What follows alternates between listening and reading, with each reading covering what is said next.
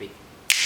What's up guys? Welcome to another video. Today magbabike check tayo. I've upgraded my bike to Giant TALON 3 2021. If you're looking forward to having one or looking for an inspiration, have a stealth looking bike, this video is for you.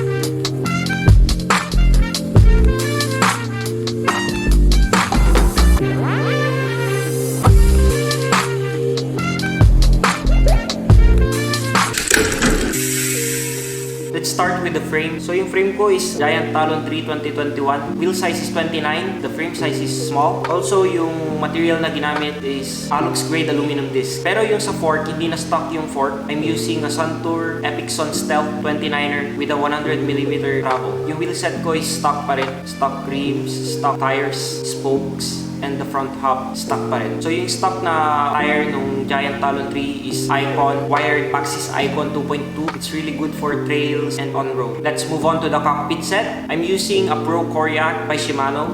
Yung handlebar na gamit ko is 780mm long, 9 degrees back sweep, and 8 degrees, and 31.8 clamping, or bore, with a 31.8 bore. And yung stem is Pro Coriac din, negative 6 degrees, 70mm yung haba, with a 31.8 clamping. Sa seat post, I'm using a 30.96 seat post, 400mm yung haba, parehas din Pro Coriac by Shimano. And yung saddle na ginagamit ko is stock na saddle ng Giant TALON 3 2021. Hindi ko na in-upgrade kasi komportable na siya para sa akin. Yung handle grips naman na gamit ko is still Pro by Shimano. Yun yung lock-on sports grip. Sobrang ganda niya. Ang ganda ng feel, ang ganda ng quality. Let's move on to the group set. I'm using an M6100 drivetrain set. Yun yung pinaka-latest ng Shimano Dior 1x12 drivetrain. And yung brake set ko is stock pa rin, Tektro hydraulic, the one that you get out of the box. I still use the same disc, the same rotors, 180mm sa front, and center lock rotors sa likod, 160mm. I'm using 135mm micro spline Shimano hubs. Pros and cons: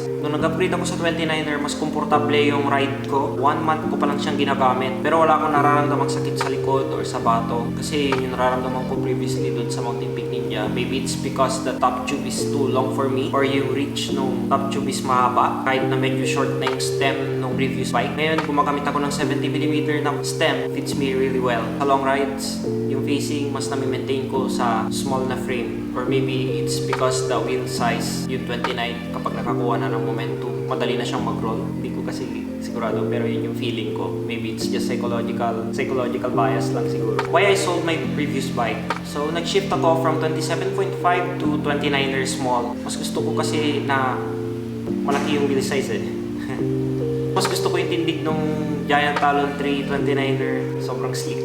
So, stealth din yung previous bike ko. If you want to see the bike check, I'll put a link down below. Future upgrades, for sure yung hubs, plano kong palitan kasi yung micro spline ng Shimano hubs, medyo mabigat. Mas mabigat siya actually kaysa sa thread type na stock hubs yung cogs. So, for sure, papalitan ko siya ng hubs, front and rear. Also, the tires, papalitan ko siya ng folding tires just to lose a few grams. Yung spokes, plano ko din palitan ng pillar spokes sa future. Ay, kung may pera, kung nagka-pera. So again guys, my name is Justin of XC Cycling PH. If you like this video, please consider sharing, liking, and subscribing, comment, and give us ideas for future videos. Thank you.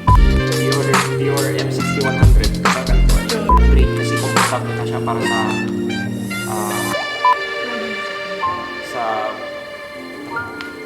komportable na siya para